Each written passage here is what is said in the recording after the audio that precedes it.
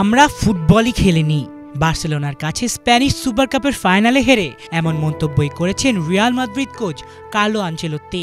অবশ্য দলের ওপর আনচেলত্তির এমন ক্ষোভ উদ্গীরণ হওয়াটাই স্বাভাবিক, কারণ এই হারের মাধ্যমে এক লজ্জার রেকর্ডই করেছে রিয়াল মাদ্রিদ। কিভাবে সেটার দিকে আলোকপাত করা যাক।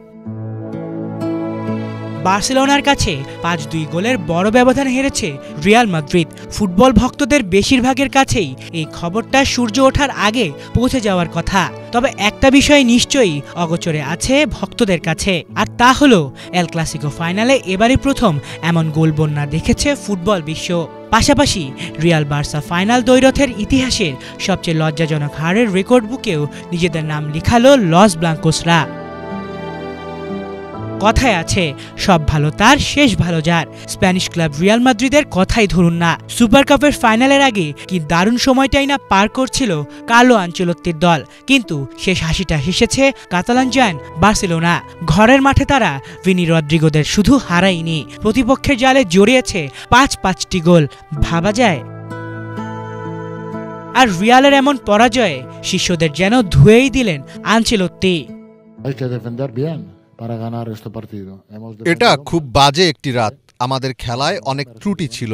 আমরা যেমন খেলতে চেয়েছিলাম সেটা করতে পারিনি। প্রথমার্ধে আমরা মূলত ফুটবল খেলিনি, লং বল খেলেছি। অথচ এভাবে খেলার কোনো পরিকল্পনা আমাদের ছিল না। বিরতির সময় আমি খেলোয়াড়দের বলেছিলাম যে আমরা হয়তো হারতে পারি, কিন্তু এমনভাবে হার নয়। আমরা খুব বাজেভাবে ডিফেন্ড করেছি।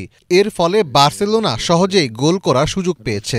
প্রচণ্ড চাপের মুখে আমাদের রক্ষণভাগ কার্যকরভাবে কাজ করতে পারেনি। এটি আমাদের জন্য বড় ক্ষতির কারণ হয়ে দাঁড়িয়েছে। অবশ্যই এই জয়ে এখনই তৃপ্তির ঢেকুর তুলতে রাজি নন বার্সার হেড কোচ হ্যান্সি ফ্লিক। আমি সত্যিই গর্বিত, ক্লাবের স্টাফ, সমর্থক, ফুটবলার সবাইকে নিয়েই। অবিশ্বাস্য একটা ফাইনাল হয়েছে। কোচ হিসেবে চিন্তায় ছিলাম, তবে সমর্থকদের জন্য দারুণ একটা ম্যাচ হয়েছে। প্রতি ম্যাচ থেকেই আপনাকে শিখতে হবে। আমাদের দলটা তরুণ, অনেক কিছু শেখার আছে। গত কয়েক সপ্তাহে আমরা খুব একটা ভালো করতে পারিনি। এই জয়টা তাই অনেক গুরুত্বপূর্ণ ছিল। চলতি মৌসুমে দারুণ ছন্দে আছে রিয়াল মাদ্রিদ। অপরদিকে কয়েক সপ্তাহ ধরে তেমন ভালো অবস্থানে ছিলই না ইয়ামাল রাফিনিয়ারা।